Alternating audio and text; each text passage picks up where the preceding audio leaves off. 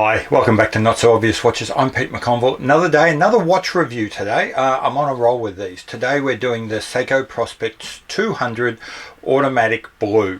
That probably means little or nothing to you because it's a fairly generic name. How about this, the SBDC 063? If that doesn't help, how about that's the Japanese domestic model number. How about this one, SPB 079? That's the international number. Still no good. Okay, so what we're talking about here is the watch widely known as the baby Marinemaster. There actually, I worry that there's even a couple of watches with that name. So with no further ado, it's this one, the one I'm now putting in front of you. Okay, so let's get back to it. It is reference SBDC 063. This is a Bezel World 2018 release. So unusually for me, it's a current watch, and it is still a current watch, and it is a special but not a limited edition. So they're not super common, but they're not limited. You can find them, and they're pretty much all over the net right now. In terms of style and shape, it's clearly a diver, but a retro inspired one. And market, it's in this weird space where it's probably, I'd call it it competes with entry-level Swiss, but it's mid-level Japanese. So it straddles these two areas. Think of it as someone who's willing to spend $800 to $1,200 US. Okay, so in terms of functions, it's a diver. So it does the time, it does the date. It's a simple 6R15 movement, so it does hack and hand wind, and it's got a quick set date. In terms of legibility, it is a classic Seiko. Flat as a tack, crystal with AR coating, flat as a tack, matte black dial with high contrast, super simple indices, massive hands that can be seen from the moon, even little tricks like a minute track inside the REHAUT of the dial, such that from an angle you can still see where the how many minutes have elapsed. It is just one device after another to make sure that this is one of the most legible watches you'll ever have. In terms of power reserve, 6R15 again, so it comes with a 50-hour power reserve. That's good. It's theoretically 2 hours more than 2 days. Won't get you from like a knockoff on a Friday to a start of work on a Monday. That requires 60 to 70 hours power reserve. On the other hand, to get to that level, you're now talking Tudor Black May money and 5 times the price. So maybe you're willing to wind your watch a bit or to reset your watch to save the $3,000 to $4,000 that you'd have to spend to get up to 70 hours. Okay, now normally what I do in the watches, I talk about versatility, and the first cab off the rank is who can wear the watch, and that really comes down to size. Now this is a big old watch.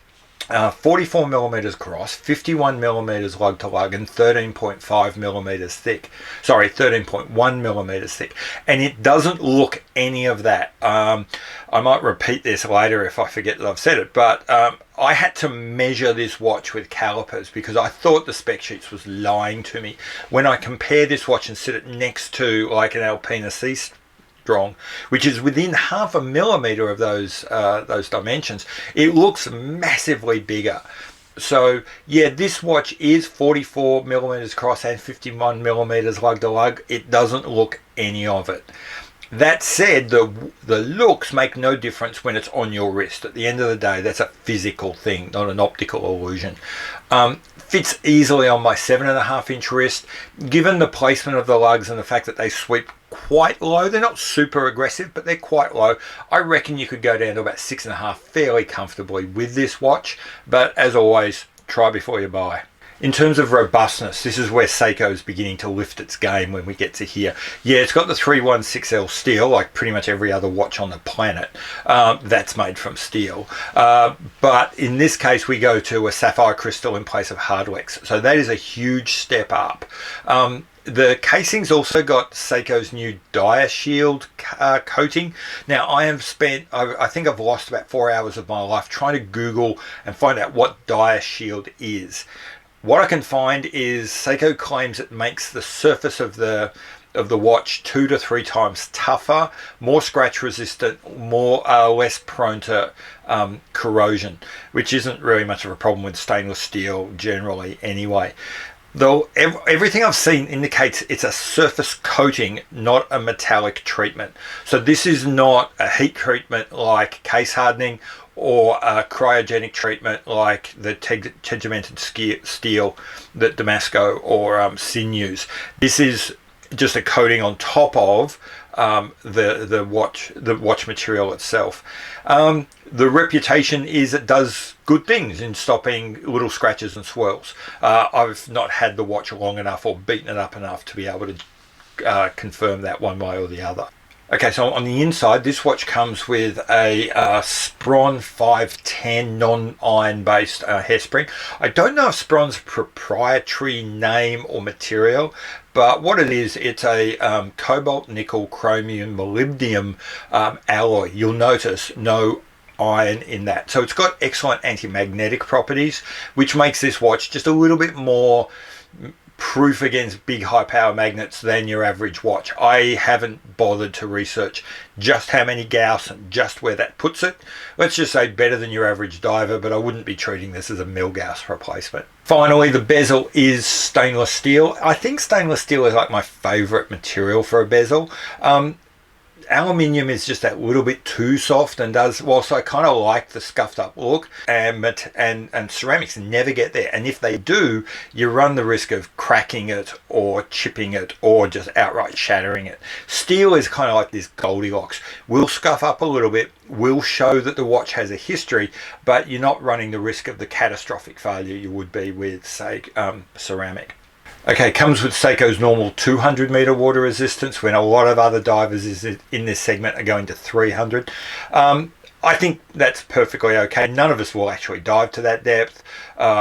And given that the way Seiko tests and their sort of conservatism, that is probably a fairly meaningless restriction. So I wouldn't read too much into that.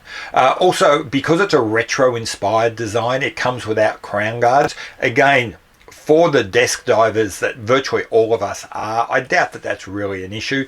But if you are sort of susceptible to banging the crown of your watch around, be aware this one doesn't come with guards. I've actually started considering the band as part of the versatility piece of an assessment, primarily because 99 times out of 100 I will change the band out.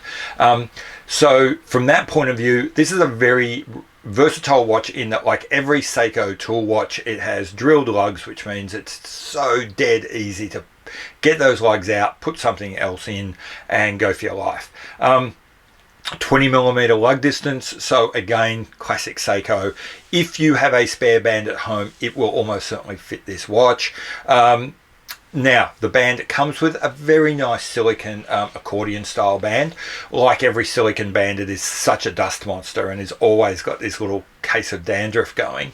But it's very nice, it's very comfortable. And in particular, I would say with this watch, Seiko's really lifted the game on the watch the band hardware. So the clasp and the keepers are really nice. They really bring a sense of quality and almost occasion to what is otherwise just a fairly nondescript silicone band. And finally, when we're talking about versatility, where and when could you wear this watch? And it's wherever and whenever you damn well feel like it.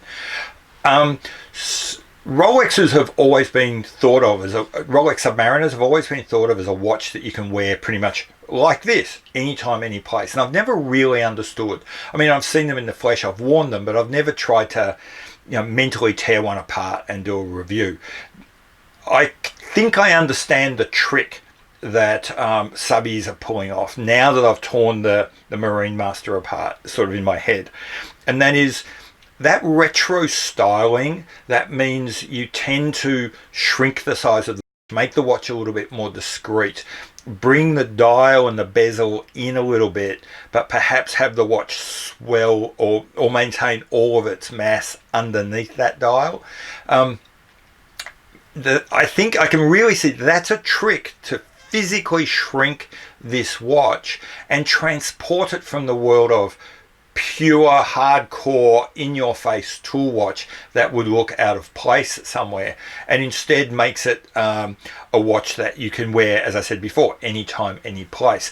The Marinemaster definitely pulls off that trick. Now, in terms of looks, this is a classic mid-century or late-century diver. So it's big, but it's not chunky and it's not a lump of steel. So it's clearly got a retro-inspired design. And I shouldn't say clearly, because when you put the watch on its own and look at it by itself, it actually doesn't look all that retro. It's not until you take this, which is very 70s very 60s in its lines, and put it next to, say, the Alpina Seastrong, which has a lot of that 70s Gerald Genta feel, and you suddenly realize this is an older watch. This is a watch from an older time, not a better time or a worse time, but certainly a different time. And so even though it's got a lot of very modern styling cues, its DNA is distinctly retro, and that comes through the design in lots of ways. The design is I'm going to some alliteration here. It's a carnival of compound curves. There is barely a straight line to be found on this watch. Barely a hard point. Nothing edgy or difficult about this watch at all.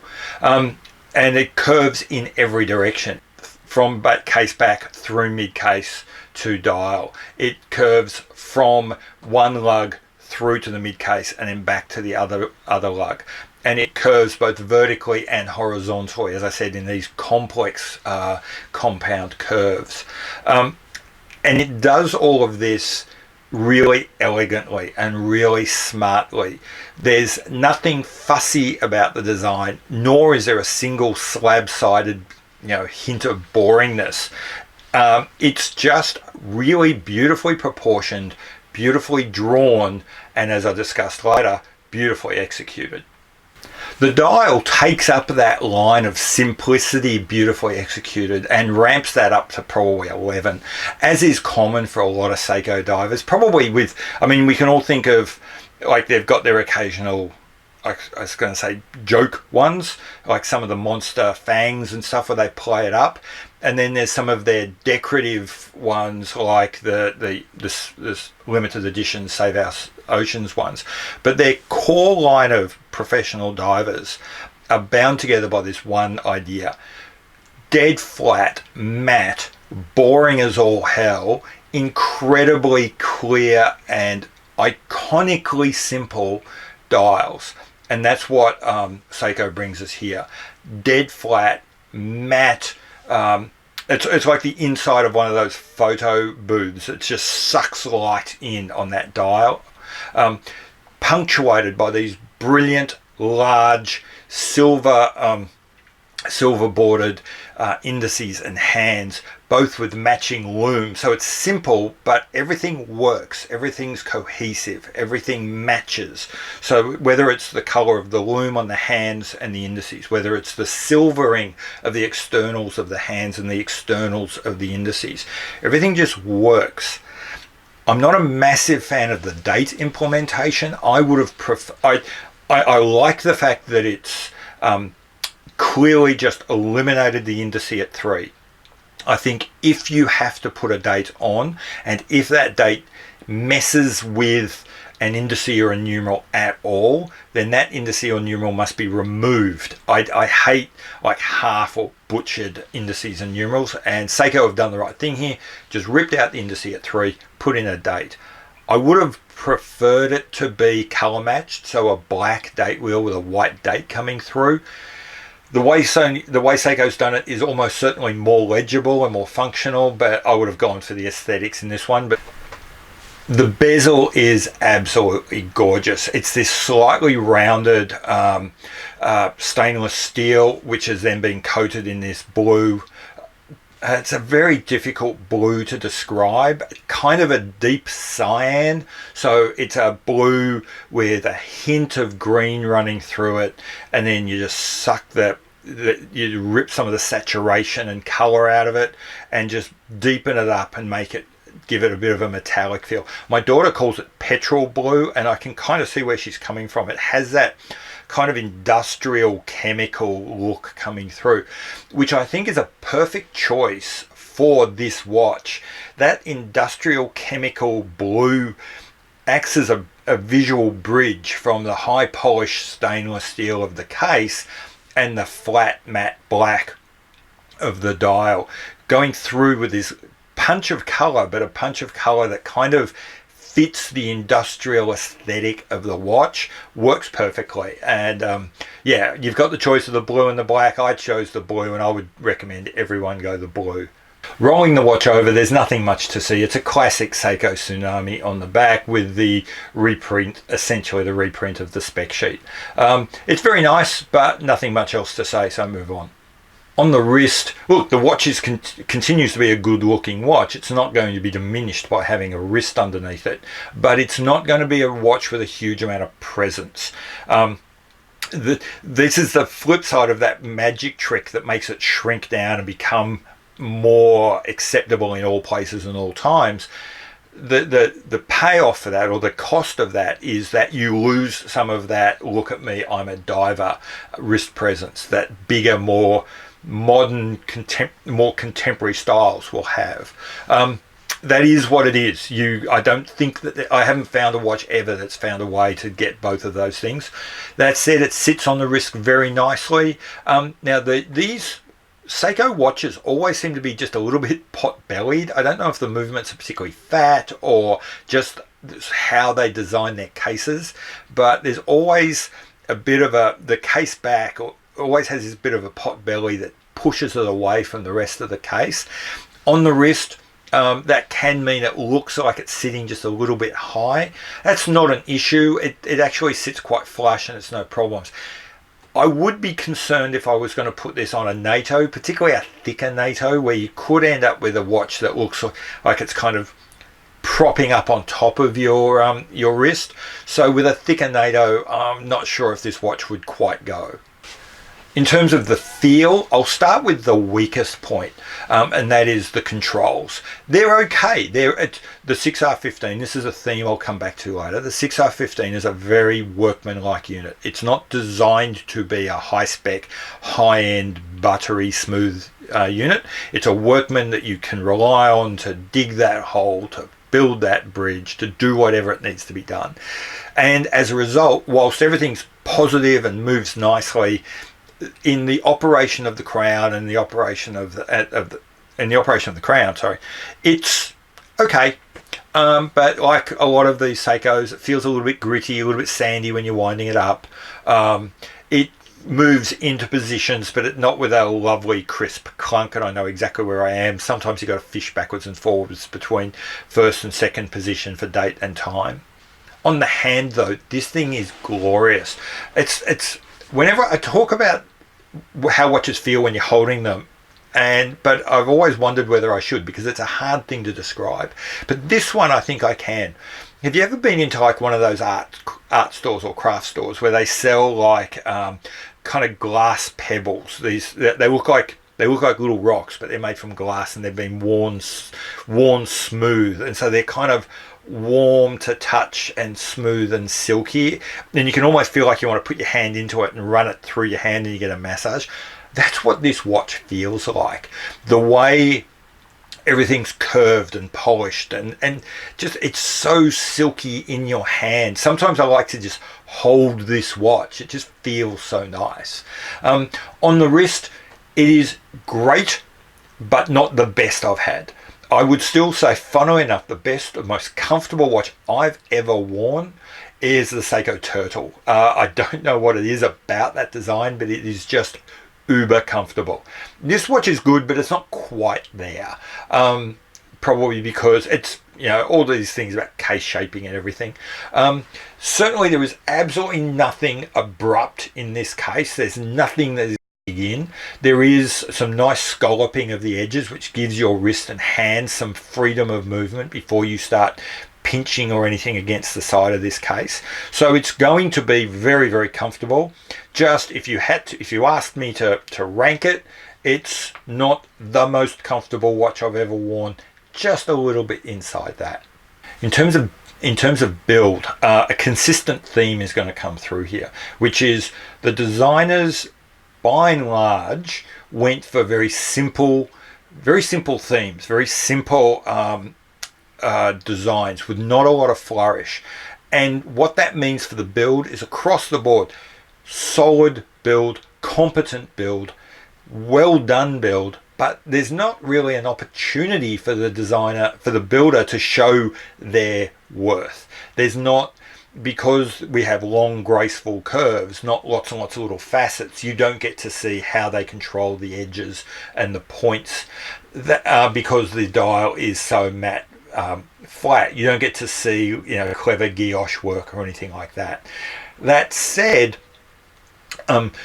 what has been done really, really well. Now, some people have claimed that the high polish on this case is a Zaratsu polish. I really doubt that. I've seen the Zaratsus up close, and that's like using a mirror. This is not. If this was a mirror, it's a kind of a smoky and a little bit bendy one. There are some distortions that come through with the reflections off this. Likewise, if you get right up close, you will see the odd little, although there's every chance I've dinged it, but no, you can see every now and then the echoes of little flaws in the polish when you get right up close. But you've got to be looking at it super close. And that's going to, again, you sort of see that in a lot of places. Like when I look at the dial, if you get super close, like really super high res macro, you can start to see little imperfections in the way the color's been laid down, or you can see little imperfections in the way that the loom's been filled. But these imperfections are tiny. When you get really close down on the dial and you look at the hands, for example, no indication of any excess flashing on the side of the hands, which I've found in even much more expensive watches. The loom is, like I said, there's the occasional tiny little blemish, but the loom is generally applied beautifully, roundly, uniformly. I've got no signs of any cracks or anything going on in there. Everything lines up. Yeah, in short, the build is as good as you could possibly expect. The one part of the build that we all tend to play with as watch geeks is the bezel action. And the bezel action here is good but not great. It is buttery smooth and it's kind of enjoyable to spin around. So if you were to just close your eyes and spin it, it's a really enjoyable action. Nice positive clicks. And then, yeah, 120 of them and they all go one way. I should have said that earlier. But nice positive click. So you're in a click, but the watch doesn't step from click to click. It almost feels like it's rolling from click to click. And there is a tiny little bit of play. So combine that rolling sensation and the fact that there is just a little bit of wiggle in each location. And whilst nothing is misaligned, everything is lined up absolutely perfectly, it can be tricky to get that alignment in real life. Oftentimes when you try to line the bezel up, you'll go, oh, I think I'm in the right click. And you realize if I just wiggle it a tiny bit, I'll be perfect. But wiggle it just a little bit too much and it will roll over to the next click, and now you're out by half a click and you have to do the little, and it won't quite go back. So it's that play means everything is lined up. This is not a build issue, not one of these famous Seiko hasn't aligned things. Everything's aligned. Just the nature of the way the bezel ratchets means you can mistake an alignment, overshoot, and have to go all the way around again, which is as frustrating as all get out. The movement is the excellent 6R15. I say excellent because it depends on what I think it's excellent, but that's because I'm not really someone who lives and dies by accuracy figures. Seiko makes no great claims of accuracy for this. I think it's plus 25, minus 15. Look, if a Solita or an ETA came out with those numbers, they'd bin it and put it back into for rework. But Seiko doesn't care. No scuba diver ever died because their watch was accurate to only plus 25 or minus 15. And Seiko builds its watches so that divers don't die. On the other hand, no diver has ever died because their Seiko mechanical movement failed. And so it's kind of a case of Seiko's design philosophy is a little bit different when it comes to particularly its worker bee movements, and the 6R15 is a worker bee movement. Good, solid, reliable, nice slow chugging along at 3 hertz. Not the super accurate, but it will just keep chugging for as long as you want it to. And that notion of maintenance really just brings us to how easy is this thing to own. Super easy, untouched, 6R15 movement, no complications. Any watchmaker is going to be able to fix this for you, and it's a Seiko, so it's unlikely to need fixing in the first place anyway. So from an ease of ownership point of view, no problems at all.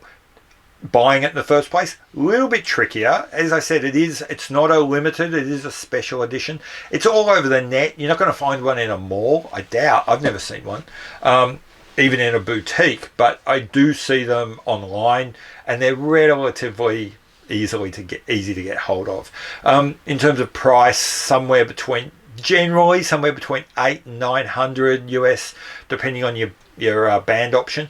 That said, they are cropping up below that fairly frequently. I paid $690 for mine through Nomen. So A, recommend Nomen. B, if you like this watch, that's a good deal. Jump on that.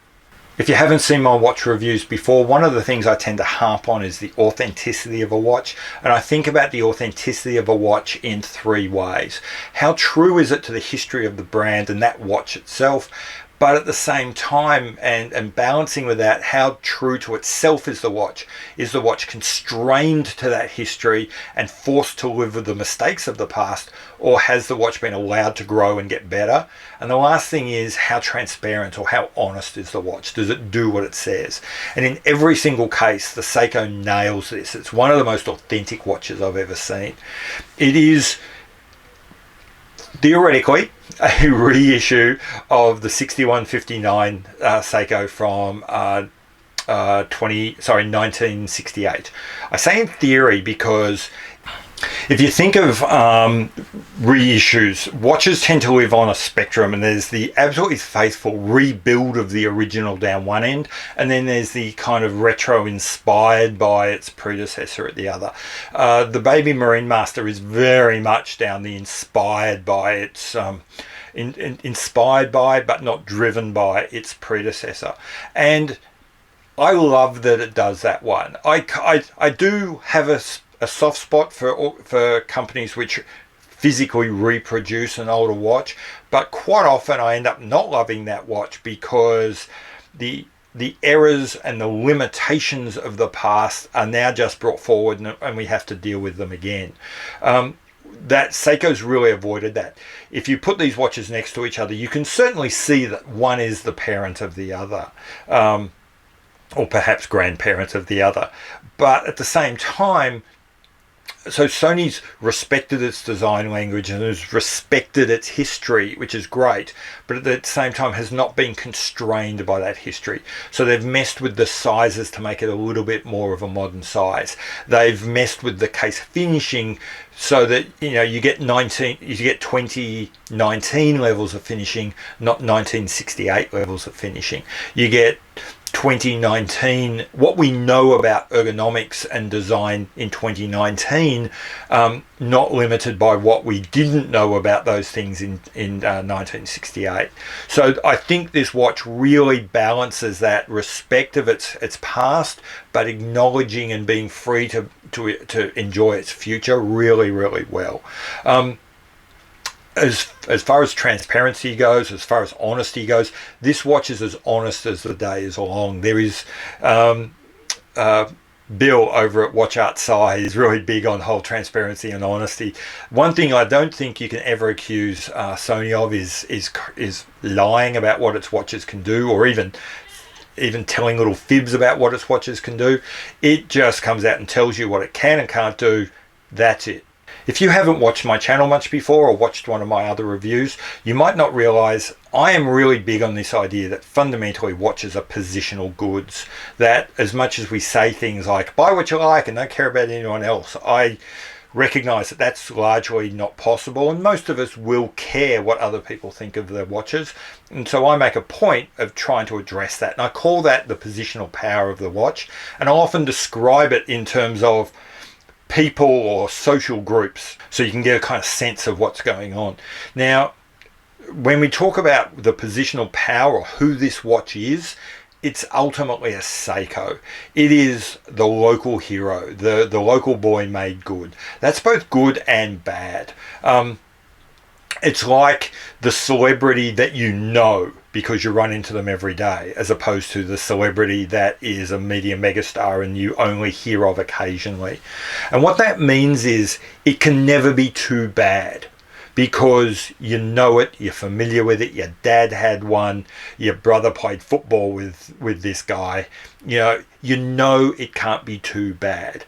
Likewise though, because it's really familiar, because you've grown up around Seikos your whole life, it will only ever be so good. So as soon as you've got the word Seiko on the dial, you've kind of constructed this space where the Seiko will live. Okay, so where are we at with this one? This is a particularly good local hero. This is definitely the captain of your local football team. He may be a local hero, but he is the local hero that everyone wants to see. So this is a watch that gets the most it possibly can out of who it is, and will get you a fair, you know what, I don't care where you go, this watch is always going to get something of a nod of appreciation. You're not going to wow the crowd, you're not going to drag people away from someone else's Pateks or someone else's Rolexes, but no one's going to turn their nose up at this watch. It's really solid, it's really good. So what's the verdict? Are we going to swipe right or swipe left when we come to this watch? For me, it's a hard swipe right, and it's really about that last thing I said. This watch looks great. This watch is really well built. This is a great watch that doesn't need value or historic importance or anything else to sell it. It's a great watch that justifies itself. And for me, that's what sets it apart from so many other Seikos. If you've watched a fair few of my videos, you might have heard me say I kind of collect Seiko divers. If you've watched my reviews of the other Seikos, you might wonder why that is, because I do not like the SKX. I think it is a poor watch. I am at best ambivalent about the Samurai.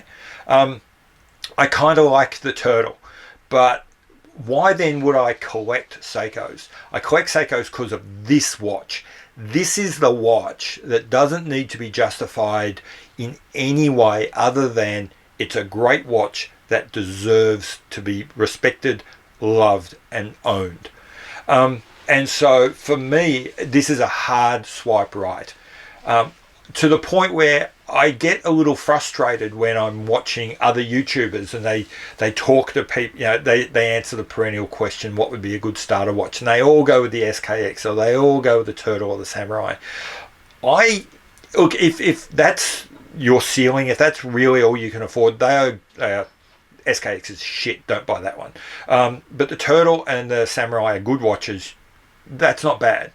But if you can, hold on and save that extra couple of $100, buy this watch, buy the baby Marinemaster, or one of the equivalents in this range, because at that point you're no longer buying a good value watch, you're just buying a really good watch.